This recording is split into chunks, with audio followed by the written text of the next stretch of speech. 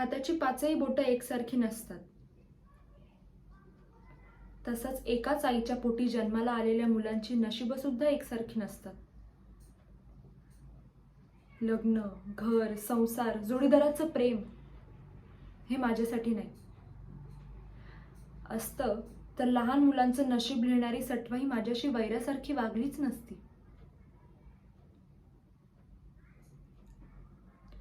पण आता मी माझ्या या कम नशिबाला स्वीकारले आणि तेही अगदी मनापासून. असंही माझ्याकडे दुसरा काही पर्याय नाही. पण माझ्या आई वडिलांना होणारा त्रास तो मात्र माझ्याकडून बघवला जात नाहीये.